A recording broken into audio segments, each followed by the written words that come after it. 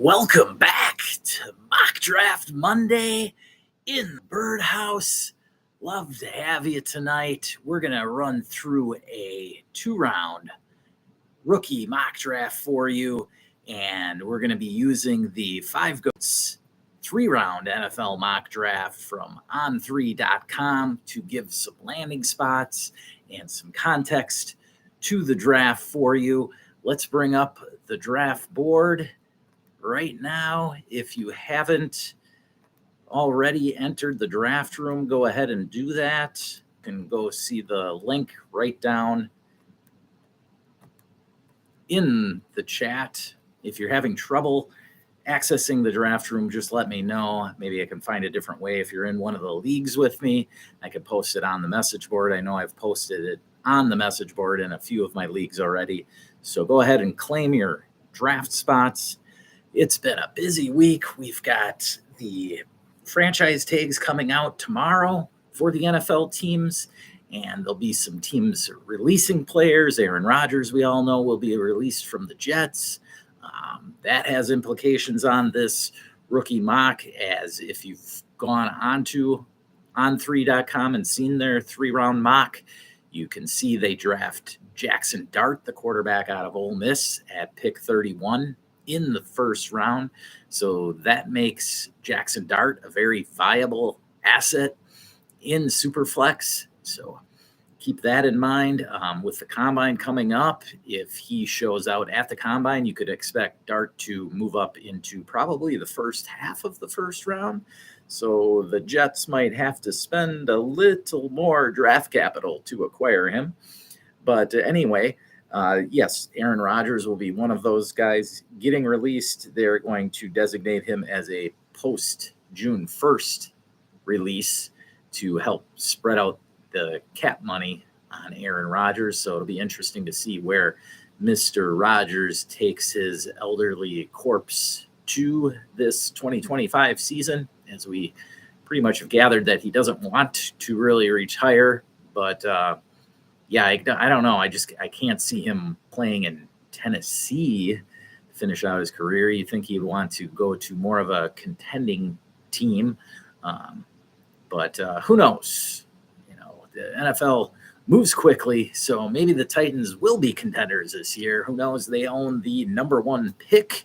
And on this mock draft that we've used from 5 Goats, they select Cam Ward out of Miami at the number 1 pick. I know some drafts that some mocks that have shown Shedeur Sanders going number 1, but that's with the Giants trading up to the number 1 pick and then taking Shedeur Sanders, and then the Titans end up getting Ward anyway at number 3. But who's to say that the Titans go quarterback, right? I mean, I could see them taking Abdul Carter or Travis Hunter at number 1. So very, very interesting things going on yet.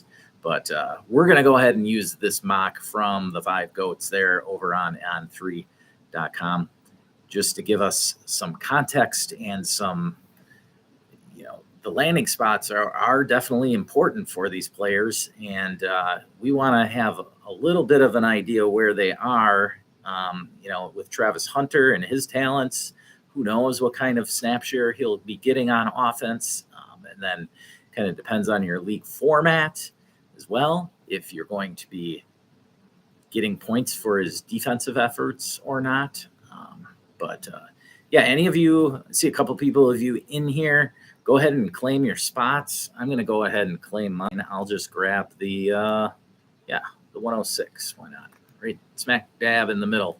So let me know if you are having trouble again accessing the mock draft, because I'd like as many people as possible. Now, one thing I will mention, I'm probably going to just go ahead and try and make picks for the computer selections, because, well, I don't know, at least past the first round, because the second round, the ADPs haven't really caught up yet to where most podcasts out there have a lot of guys that are buried down there in like the 3rd, 4th round range, going in like the 2nd round now. So I want to make this as realistic as possible for you all to get a great idea of what to expect come May in your rookie drafts. Of course, the combine can throw a wrench into draft capital and where these guys will get selected. Most of these guys that will be drafting tonight, they'll be drafted by the second and third rounds. There'll be at least day 2 picks. Now, some of the running backs, I'll say, those guys that get drafted even in the 4th, 5th, 6th rounds of this year's draft, this loaded running back class, best class since 2017, in my opinion. The 2021 class was pretty solid as well. With that one had Jonathan Taylor, DeAndre Swift, Cam Akers, J.K. Dobbins, and of course Clyde Edwards-Helaire, who hopped all of them when he got selected by the Chiefs. So that's one example of how landing spot can affect ADP dramatically, because it definitely, Clyde Edwards-Helaire was like the 5th of those 5 running backs, but all of a sudden, because he got drafted by the Chiefs in the 1st round, regardless of the fact that it was the very last pick in the 1st round, he hopped all 4 players ahead of him in the running back rankings and went right behind Joe Burrow pretty much in that draft. Right behind Joe Burrow in that draft. And, he was going in the 2nd round of startups. He was going in the 1st round of redraft leagues that year. So you can see what draft capital can do. I mean, it would be like, I don't know, like Travion Henderson or Quinshon Judkins being the 1st running back drafted and Ashton Genty falling all the way to the 2nd round. Doubtful, but nonetheless, still possible, right? So, all right, we've got Carlos in the house. There he is, hopping in at number 11. Glad to have you aboard, Carlos. I believe you live out west, don't you? So you're probably a couple hours earlier than the rest of us here, Central Standard Time. I'm just past 10 o'clock here tonight. It is definitely freezing outside in the negatives. It's going to get as low as negative 11 or 12 tomorrow morning. Yikes. But anyway, we are nice and cozy in here in the birdhouse. And so why don't you all, whoever's here, grab a spot. I'll give you another minute or two. Carlos, hopefully you can just chill and wait. You got any questions out there, Carlos? I know you were part of our Max Points Best Ball League that we did we finished it up last week. How do you like your team so far? I know I'm enjoying mine. I got a lot of draft picks in that one. We used the kicker spot as placeholders in that startup. And I was able to land the 101 rookie pick. I think I took it at the 303 spot. Yeah. So this one kind of similar to the year Breece Hall was the 101. He was being drafted. That pick was being drafted right around the middle of the 3rd. We got there, Carlos. Not yet. I'm sure I will have some questions as players start to come off. Yeah. This year's draft, I mean, after Genty at 101, it really is the wild, wild west. I mean, I know Ted McMillan is pretty much for now locked in at 102. But after that, geez, from 103 through the end of the 1st and even to like picks 201 and 202, you could really rearrange these dudes just about anywhere. And, with a couple of quarterbacks and Ward and Sanders, either of them could definitely hop up to the 102 spot. So a couple of the last shows I've done, I've talked about the 102 a lot as a pick that I see as something you could move back with. Hopefully we'll get more clarity with the NFL Combine. All right, Carlos, I think we're just going to get this one fired up. So what I'm going to do is start it, but pause it right away so that actually I'm just going to set Genty at 101 and then I'm going to start it because we'll let the computer randomize these picks for us. All right. Sound good? Let's go, bud. here we go. Luther Bird at the 102, Travis Hunter 103, Tet McMillan 104, Cam Ward at the 105. So with this, if you've Carlos, hopefully you've checked out the draft. As I said, it's on 3, so we have some landing spots. So Hunter went at the 102 to the Browns, and Tet McMillan went at the 12 pick to the Cowboys. Luther Burden went further down. I believe it was to the Rams. So if Cooper Kupp is leaving, that's a solid opening there, opposite Puka. All right, so we've got Cam Ward. I'm going to jump on my guy at tight end here, Tyler Warren. Love the opportunity in New Orleans there. Tons of questions around Olave's health with the concussions. So huge opportunity there for Tyler Warren to have somewhat of a Brock Bowers type season. I don't know that he's quite the unicorn that Brock Bowers is, but yeah, we'll see. I think there's a definite chance for a positional advantage with Tyler Warren there. All right. If you're in here, haven't smashed the like yet, please do so. That definitely helps the algorithm. We're trying to pump out as much content right now. You can check out or see my rookie rankings there. Okay, you went Quinshon Judkins, who did go in the first round, was the only other running back opposite Genty to go in the first. He went to the Steelers. Very solid pick there, I think.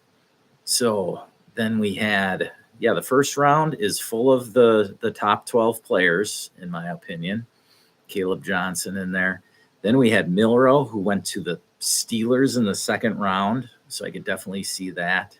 Isaiah Bond. I don't remember who got it written down here. Bond went to the New England Patriots at the 305. Then Colston Loveland, who went high, he went to Denver at the 16th overall pick. Trey Harris. So I'm looking at the board here, and I am, honestly, the only first rounders left. So it's either, I'm going to have to go I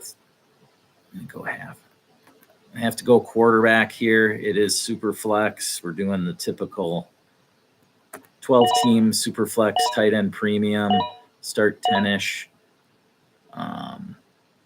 So I'll go Jackson Dart. His ADP needs to rise. It's down there. I mean, below Ewers and even Dylan Gabriel. I think it's kind of ridiculous. So there's Ollie Gordon went just before you. Dylan Sampson, Devin Neal. Love both of those backs. Devin Neal didn't even get taken in this mock. So do you want to go 3 rounds, Carlos? You can tell me in the chat there. I don't mind going 3 rounds at all. I love these guys in the rounds 3 and 4 of this year's draft. Okay. So if this were the case, I don't love Arroyo. Okay, 3 rounds. Sounds good. Sounds good to me. All right. Now, Arroyo has the talent easily to be a 3rd round here. I just hate the landing spot, honestly. He landed in Indy, and if he goes to Indy, I just don't love the tight end situation in Indianapolis with Anthony Richardson throwing him. I just don't see the possibility of like high volume for the guy. Now, the guy that jumps out to me is right here. I'm just going to do it. He wasn't in the mock on 5 goats, but I'm going to go ahead and just take Scatabo. This guy, if you've seen the Fantasy Stock Exchange, they've pinned him at number 3 for the running back board. Now they're waiting on the combine results and the relative athletic score to finish that. But as of now, their baseline metrics show him at the running back 3, and their metrics have been very, very good. So check out their latest episode on the rookie running backs. It gives a very, very good description and the analytics on where those guys are ranked, and it's been very successful. There you go, Jaden Blue. You were looking at it. Jaden Blue went in the 2nd round to the Kansas City Chiefs. Jaden Blue is one of those flyers at running back that has certain skills, and they fit the Chiefs very well. Okay, we're going to finish this one up. So you got Judkins, Matthew Golden, and Jaden Blue. Golden went to, where did he go in this one? Yeah, to Las Vegas early in the 2nd round. Very good pick. All right, we're going to start another one here.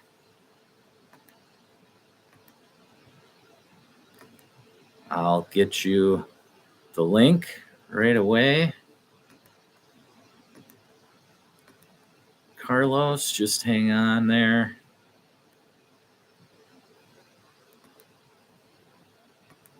Okay. Here we go. Okay, you're one and done tonight. All good, man. Thanks for joining tonight. Appreciate it as always, Carlos. You have a good night. Okay, so if it's just me, then I'm going to use this mock draft, and I'm going to do what I believe would happen. So follow along with the mock draft from 5 goats and see the landing spots. All right, the main guys at quarterback were Ward to the Titans at 1, Shedeur to the Giants at number 3. Then you had Dart going at the end of the 1st at 31. Quinn Ewers going right at top at the beginning of the 2nd round to the Browns. And then Jalen Milroe going to the Steelers in the middle of the 2nd round. Okay. Running backs are pretty, look, I know landing spot's important, but for the running backs this year, keep in mind, dude, these guys, if you compare it to the 2017 class, which is what everybody's doing talent-wise, okay, that class had 8 or 9 dudes, if you count Chris Carson, who had 2 really good seasons in Seattle, but then had a career-ending neck injury. And he was like a 7th rounder in that draft. But they had 8 or 9 guys who were legitimate week-in, week-out starters. Like I'm talking Aaron Jones down in round 5. Before that, you had in rounds 3, you had James Conner, who took over for Le'Veon Bell. You had Kamara go in the 3rd round. 2nd round, you had Mixon, Dalvin Cook. 1st round had McCaffrey and Leonard Fournette. Like this draft was just stacked with guys. So that's why I'm saying the talent is just loaded as well in this draft. And I'm not talking just the top 5 or 6 guys. I'm talking the guys ranked 6 through 15 as well. And so the key is just volume. Just get some running backs from this class to help your dynasty rosters. If you're rebuilding, you get these running backs so that you can flip them for good veteran wide receivers. Eckler undrafted in that class. Thank you, Michael Berland. Appreciate that. Yes, he was undrafted in that class as well. I mean, dude, it's the list, you know exactly. If you knew that, you know exactly what I'm talking about from that class. Because, I mean, the list just goes on and on and on of guys who had RB1 seasons or high-end RB2 seasons. Like these guys, 4 or 5 of them are still going to be close to RB1 seasons this year in 2025, 8-9 years later. That's just very hard to fathom. Like especially in this day and age of wide receivers of the passing attacks, it's just crazy. And we definitely saw a flip this last year towards the running backs, but we also had a very healthy season from running backs, and I don't know if they can duplicate that again. We will see. I'm going to claim my spot here at I'm just going to claim one. Mike, do you want to join in? Are you having trouble getting the link? Do I need to put the link somewhere else, or you just want to watch here? If you just want to watch, that's totally fine. No problem at all with that. I'm just going to claim the 101. If you don't grab a spot here within the next 30 seconds or so, I'm just going to get started, and I will go through the draft and explain it. Okay. All good, Mike. Sounds good. All right. So here we go. I will pause the draft. There we go. Now I can enter in my picks as I like. So we're going to start with Ashton Jeanty. Great landing spot with the Raiders. May not seem that great, but with Pete Carroll taking over in Las Vegas, he loves to pound the rock. And so Jeanty is looking at, dude, he's going to have a 300 to 350 touch season right out the gate. And I don't know how many touchdowns he can get in Vegas, but the dude's going to run a lot, catch it a lot. He had a great sophomore season catching the ball. Like, I mean, if you look historically at top end running backs, they didn't need to catch the ball in college. For crying out loud, LaDainian Tomlinson had 39 catches in his career at TCU, and then came into the NFL, and it's 75 or 80 catches his rookie season, and then 100 catches his second season. So it's all about offensive scheme.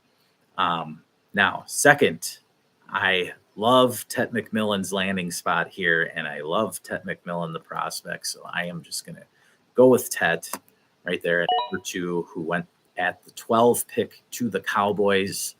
So what would have to happen for you to not go Jeanty 101? Okay.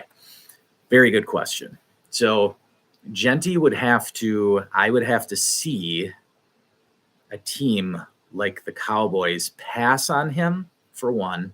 So he would have to fall to probably the back half of the first round. All right. Possibly even see somebody like Omarion Hampton or Travion Henderson. Henderson, especially, is somebody who we could see at the combine or his pro day really shine. He's more athletically gifted, I want to say, than the other top 5 running backs. So Henderson's a guy who could sneak up the boards kind of like Jahmyr Gibbs did. Nobody really had him penciled in that high. I think the Lions took him at 12 that year, right after Bijan. So you could see Henderson. I think his athletic profile is somebody who could jump him, right?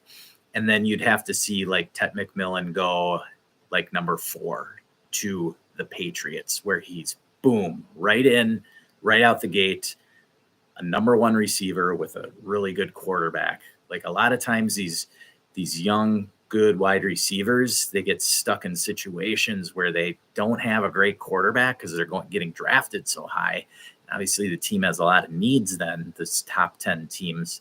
And then you get situations where the wide receiver fails. But if he goes to somewhere where like you get a Drake May right out the gate, Tet McMillan, I could see as somebody I would jump Jeanty with.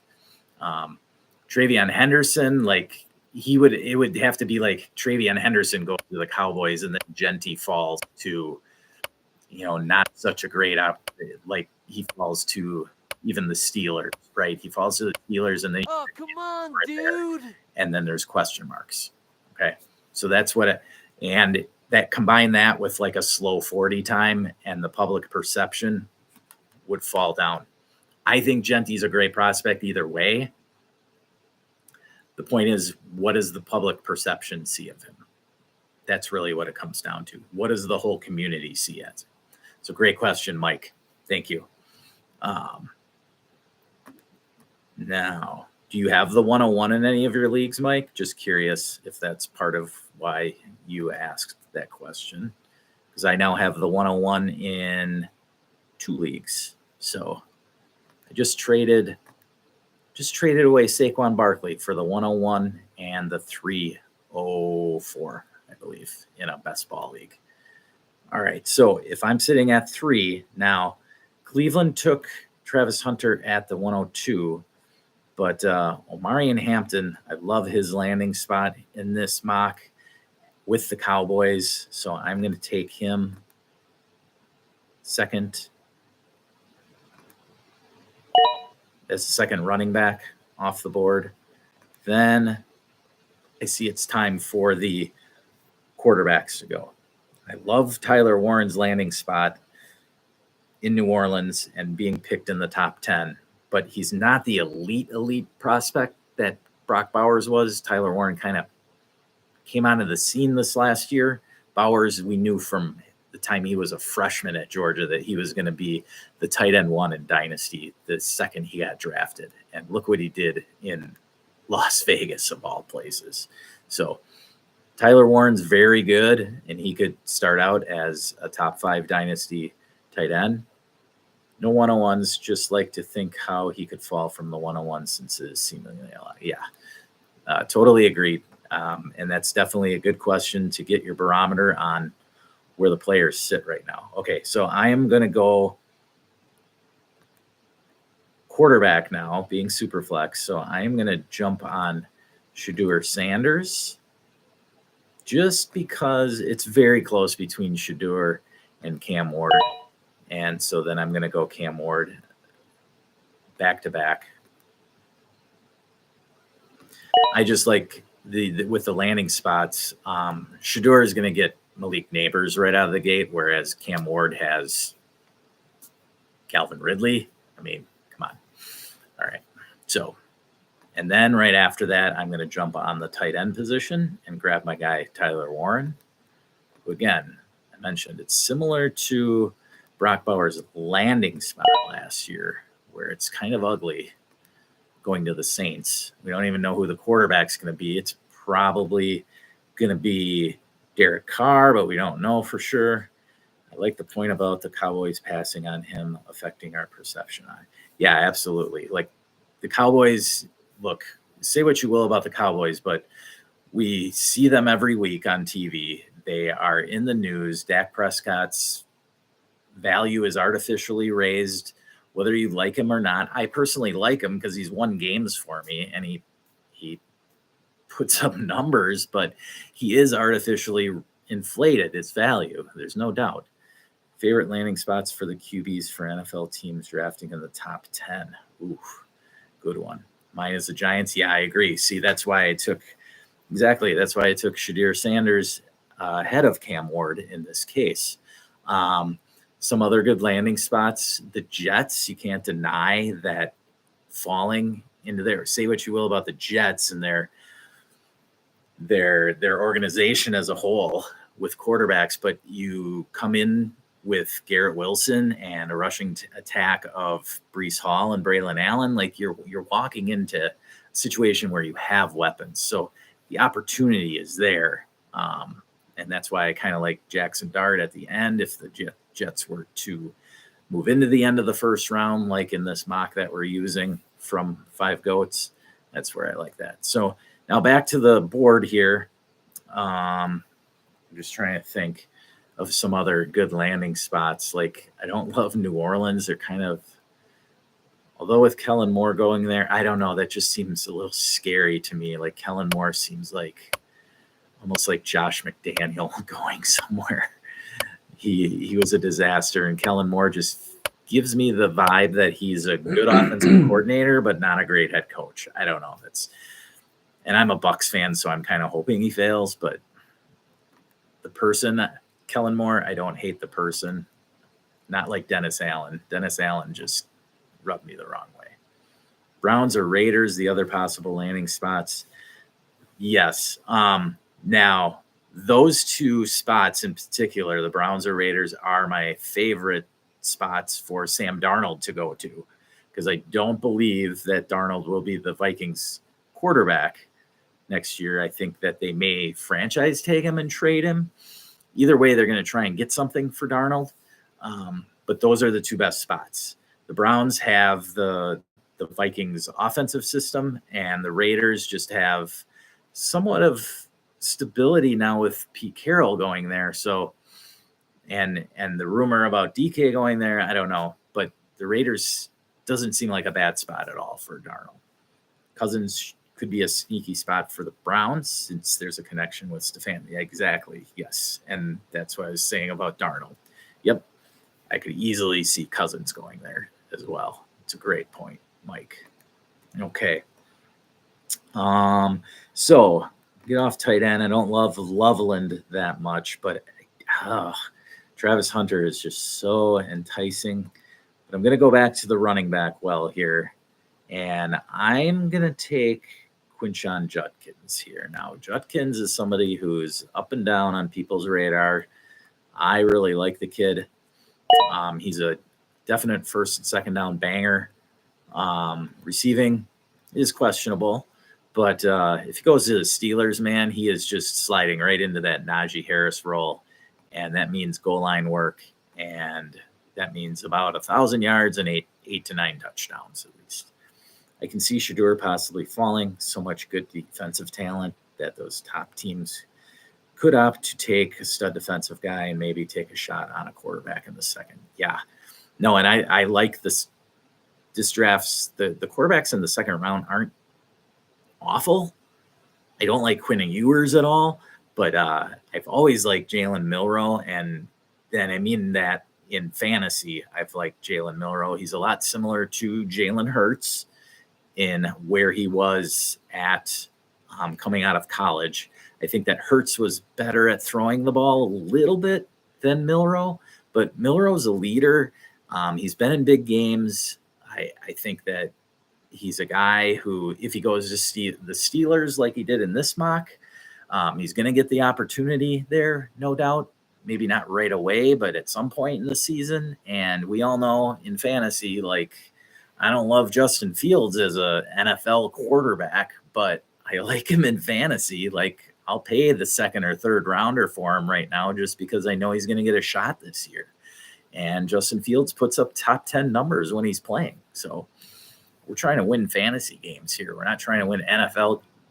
We're not trying to win the Super Bowl. We're trying to win fantasy championships. And we're looking for points. And Jalen Milroe is a great pick for me. If he does get second round draft capital, he's a great pick for me in the early second round of our fantasy rookie drafts. So, all right.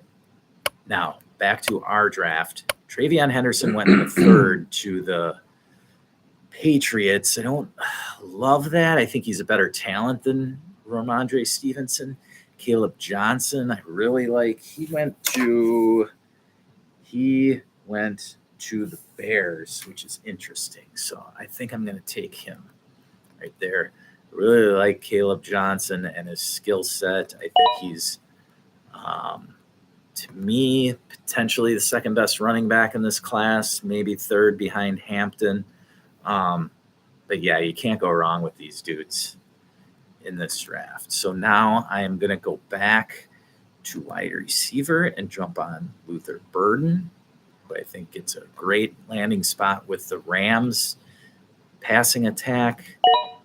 As long as McVay is there, you're going to get good passing numbers. That's what it boils down to for me. I know that Stafford likely will be there one more year, may get traded, but probably still is with the Rams. So that's good news for Luther Burden. Okay. After that, I'm going to go back to Travion Henderson. In spite of being a third-round pick, I think he's got the opportunity to out-touch Ramondre Stevenson. It just doesn't seem like they love him there in New England, so I think that's a good spot for him. My only issue with the Rams landing spot is Burden's inability to run block in the slot, which is huge for the Rams. It's a very good point. Very good point. Because Cooper Kupp was an amazing blocker. Yes. So we'll see. Now, Burden's a dude who can go inside and out. But, yeah, if he goes to the Rams, he's going to have to block. Very, very good point. Now, yeah, if they take him, it's a nice spot. Absolutely. All right.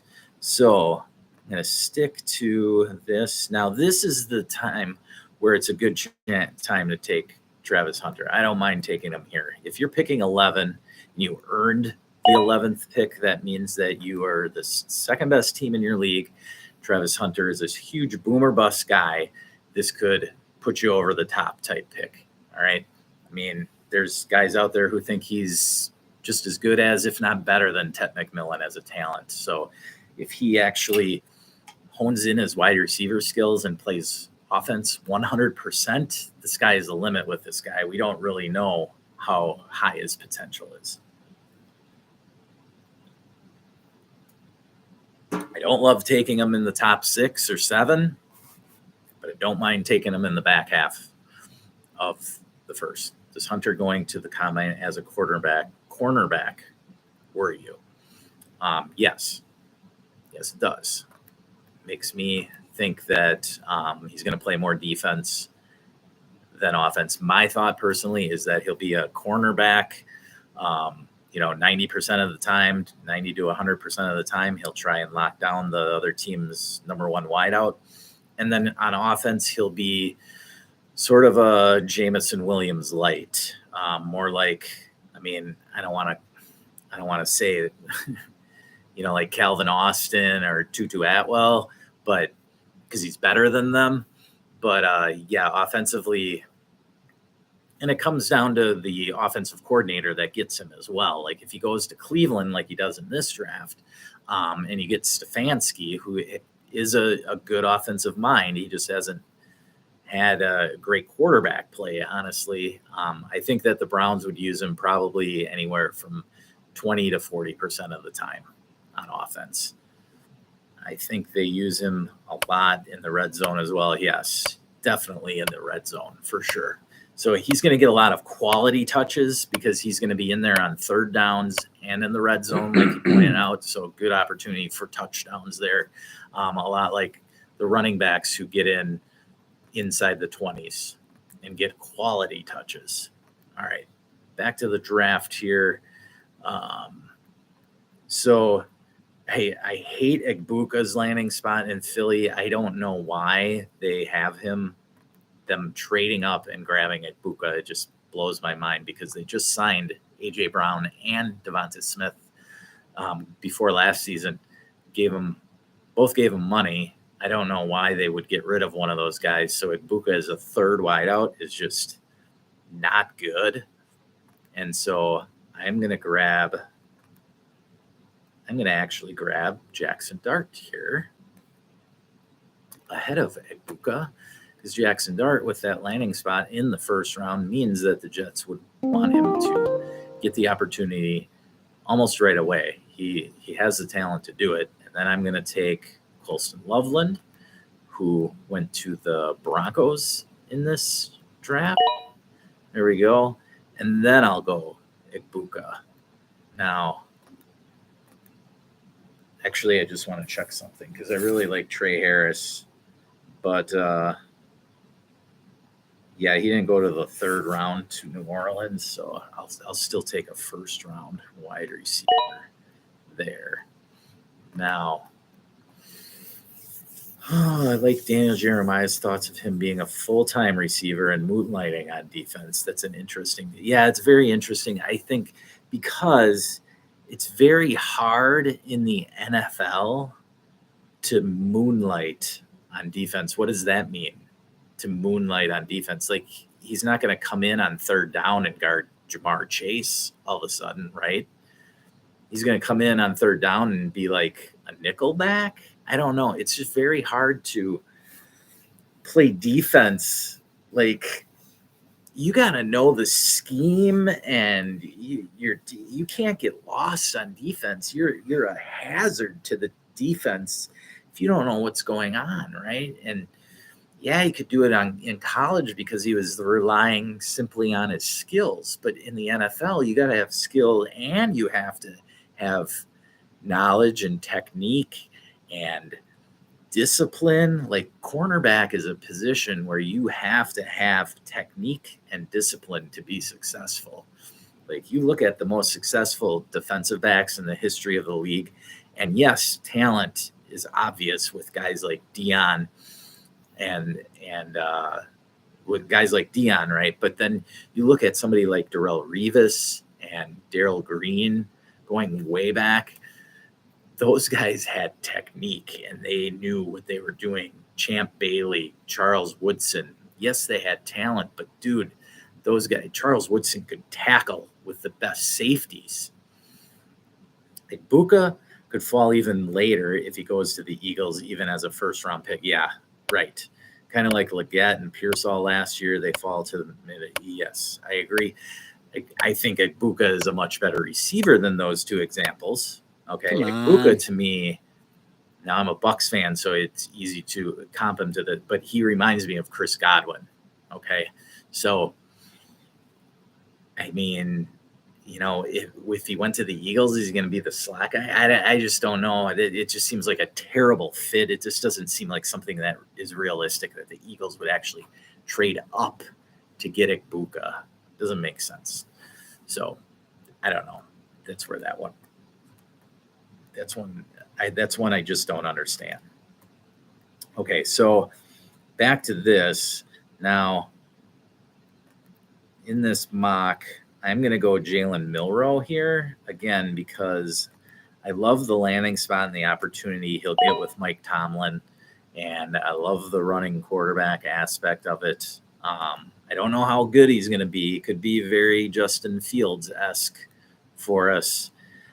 So yeah, I doubt he'd get a second contract, but you never know. Like, he could become a better thrower.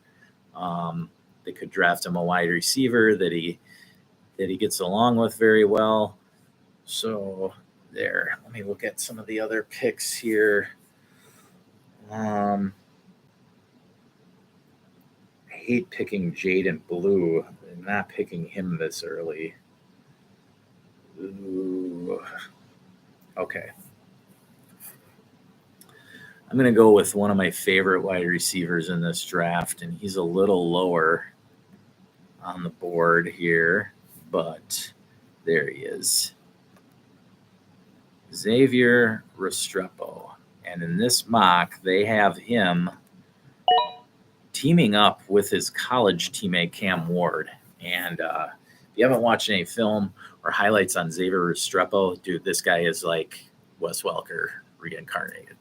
He's a great route runner, plays hard, going with his college quarterback. Like, I don't know historically how well that's really worked out, quarterback getting his college wide receiver.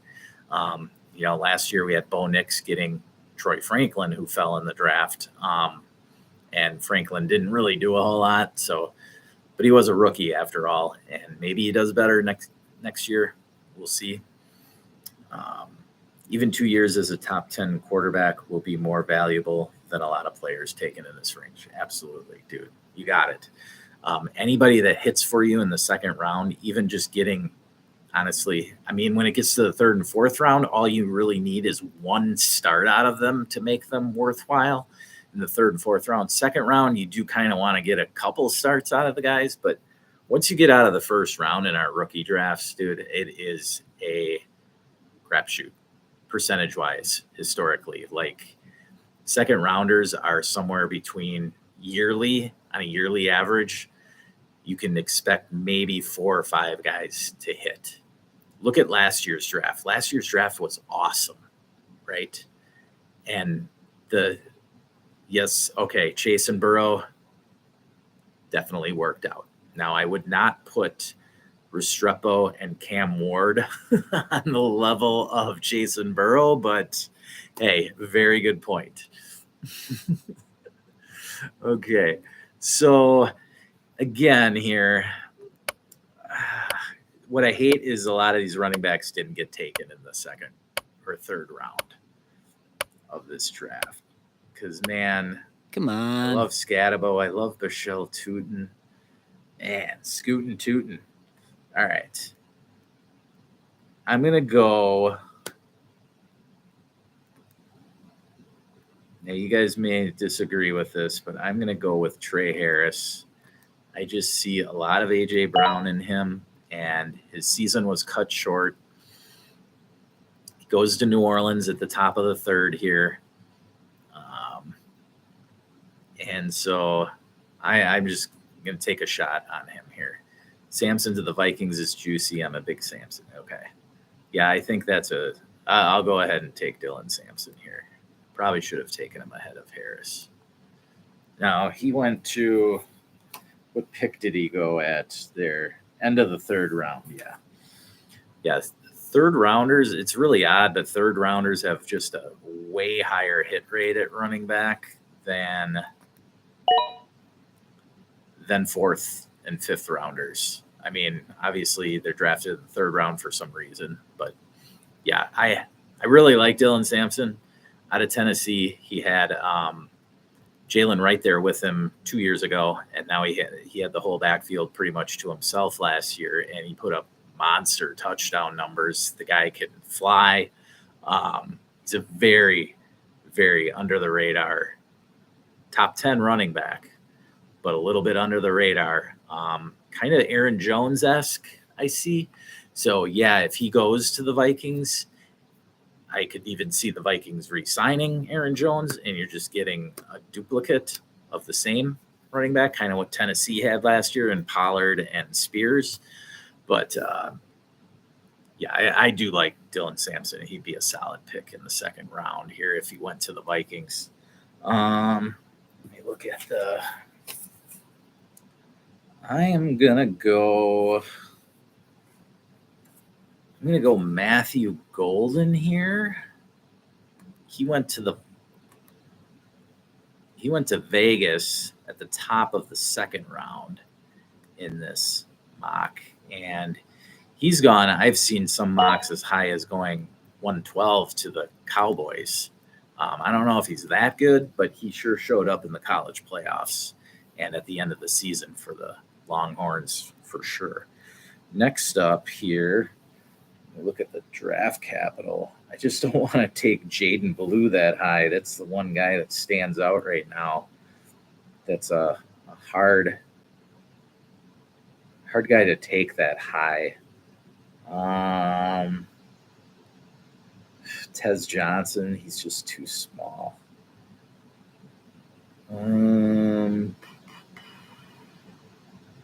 Jalen Royals getting a terrible landing spot in Baltimore. Ooh. All right, this is tight end premium because that's how most of my leagues are. So I'm going to go ahead and take a shot on Harold Fannin to Cincinnati. Love the guy's profile. He actually got outplayed by Elijah Arroyo at the Senior Bowl, but it's not like he played poorly. It's just that Arroyo played so well. But Arroyo went to the Colts, which is just awful in my mind.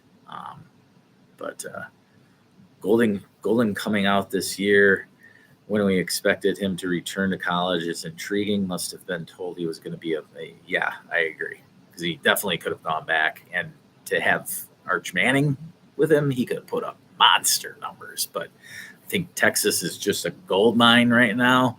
Got tons of money. They can throw money at anybody, and they're going to have some good receivers. Do you know who Texas has at wide receivers? I do not. I don't follow Texas that much, but it seems like they're just flipping wide receivers in and out there. They're just churning them out now regularly. I mean, last year they had Xavier Worthy and A.D. Mitchell, and now this year they just replenished the well. I think they're going to, or he is taking advantage of a weaker wide. Yeah, it is a weaker wide receiver class. Like after the top four wide receivers, he's snuck right up there to the top of that second tier at wide receiver.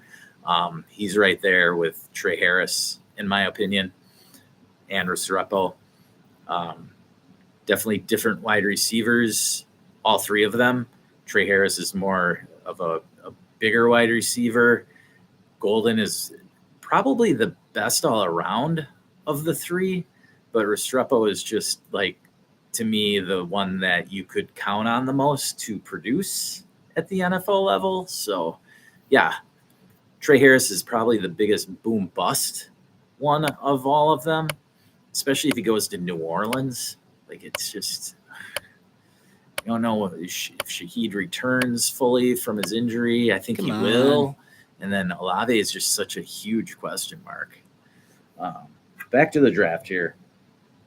I am just going to take one of my guys here, and I don't like calling him my guy because a lot of people like him now.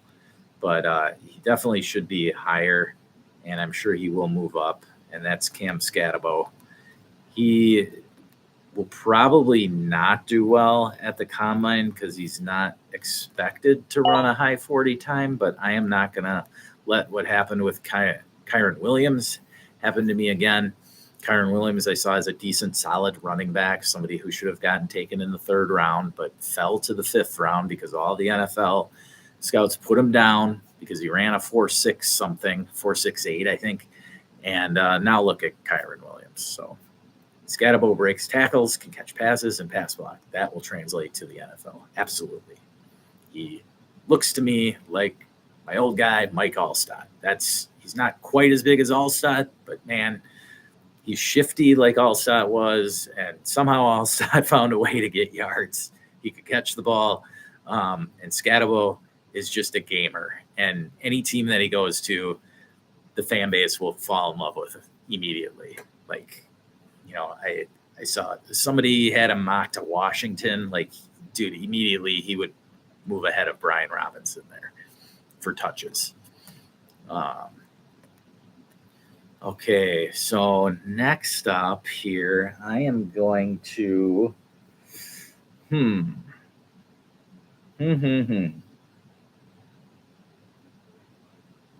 hate just filling this draft out with guys that got drafted. But I think that if Ewers goes at the very top of the 2nd round to the Browns with them having absolutely nobody there, you would just take him on value alone and the fact that he'll get some starts, and there's value right there at the quarterback position.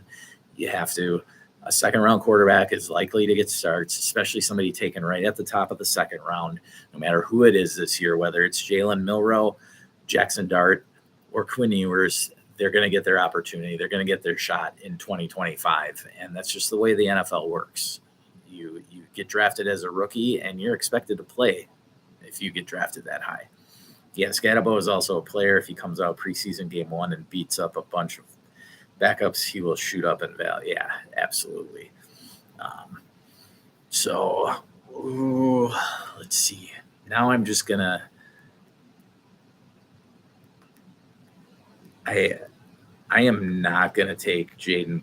Am I really going to take Jaden Blue? Dude, I guess I wish I would have watched more Texas games this year. I watched a few of them, and I definitely watched in the college playoffs, but Jaden Blue just didn't seem like somebody that jumped out to me. It's just hard. I wish I had a 7-round mock that I could go with some other landing spots, but yeah, I'll take Jaden Blue. And then, Mike, who do you like out there? Go ahead and make a pick. Get the last pick. You've been here with me the whole time. I'll let you fire away. Grab somebody. Tell me who you like at running back. There we go. Jack Beck to the Bills. Love it. All right. Perfect spot for somebody to come out of nowhere and have Josh Allen fall in love with. Now, he's somebody that I definitely need to watch film on. I know that he did well at the Senior Bowl. I saw one of his catches. It was a nice over the shoulder where he beat the D-back pretty well. So, hey, I don't hate it. 2nd round, back into the 2nd round, dude, is all dart throws to me. Like, once you get past picks, like in this draft, in this one, once I got past the Dylan Sampson, Matthew Golden picks, it could have been anybody. Like, it could have been any of the next 20 guys. So that's where there's a tier break for me, is the mid-2nd. So I like the 1st round. The talent in the 1st round is awesome. The top end of the 2nd round are valuable picks. But after that, the community is going to fall in love with a few guys. So I would say the mid-2nd to mid-3rd there's going to be a tier formed somehow. based off of draft capital and how they did at the combine. And as the community gets to know these names better, but then to me, there's still dart throws. Like last year, I really liked Javon Baker, right? And I took Javon Baker in a few leagues, but he did absolutely nothing. On the other hand, Bucky Irving, even as a Tampa fan, I really didn't love him. I thought he was just a smaller third down back, and the dude ended up just being tougher than Rachaad White. That's really all it boiled down to, is Bucky's just a tougher player. He plays it real hard. He runs hard. And so that's why he ended up performing. And I got him on one team only because I had Rachaad White already, and I had a middle third round pick. And I was like, all right, I might as well grab my handcuff here, because I already had Javon Baker in a bunch of other leagues. I agree with you about Blue. I don't have a strong opinion on him as a prospect yet, but second round to the Chiefs, he will most likely go higher. And yep, and that's it. The community will love him for the landing spot. And, you know, it's a great landing spot. Like, the Chiefs have a real question mark at running back right now. Kareem Hunt outplayed Isaiah Pacheco this year, especially like once Pacheco returned. And I don't know if that's because he wasn't fully healed from the injury or not. I got to believe that he was, because, you know, they had Samaje Perine there still, and so they didn't have to have him play. But Kareem Hunt was definitely the better running back this year. And so, and keep in mind, I mean, Pacheco was a 6th, 7th round pick, so it's not like he was Clyde Edwards-Helaire taken at the end of the first round. So Pacheco, that's why I sold him in any league I had him before last season, because even without the injury, like, he just wasn't performing as well. Like, the dude lost that gusto that he had in the first and second seasons of his career, where he was just running mad. And that's why the community loved him, right? Now, if you can get a second rounder from Pacheco right now, go ahead and do it.